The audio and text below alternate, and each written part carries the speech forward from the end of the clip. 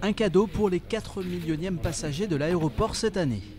Mais derrière les sourires de circonstance et les satisfaits sites d'usage accompagnant la présentation de ces chiffres, il y a aussi chez l'opérateur AGEO une forme d'amertume et d'exaspération contenue. Dans les starting blocks pour voir le projet Notre-Dame-des-Landes se concrétiser, AGEO estime le développement de l'aéroport freiné par les retards du dossier. En clair, pour AGEO, ces 4 millions de passagers constituent un seuil compliqué à franchir. C'est de plus en plus compliqué. Un aéroport, ça s'accroît, ça grandit et ça accueille de plus en plus d'avions et encore plus de passagers. Aujourd'hui, pour la première fois en 2014, on a dû refuser à certaines compagnies aériennes d'opérer des vols le samedi ou le dimanche en été puisqu'on utilisait tous les créneaux disponibles.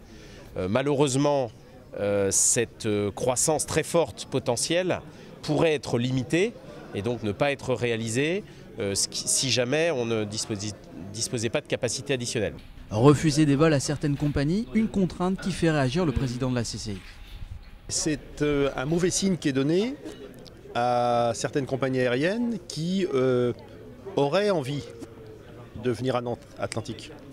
Toutes les compagnies qui ont ouvert de nouvelles destinations au départ de Nantes Atlantique ont toutes eu des taux de remplissage très satisfaisants de plus de 70% assez rapidement et d'une façon constante.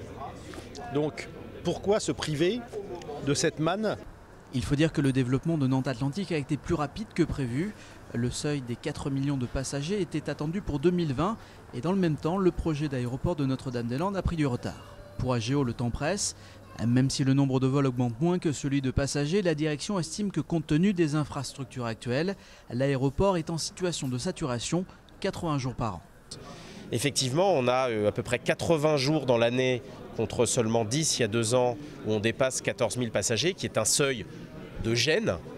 N'utilisons pas des mots malveillants, c'est un seuil de gêne où on est moins à l'aise pour utiliser l'aéroport. On met plus de moyens humains, on met plus d'accueil, mais ça tient un temps.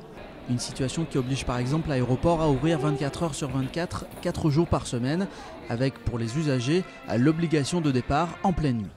Pour l'opérateur comme pour les élus, le déménagement de l'aéroport serait évidemment une réponse à tous ces freins.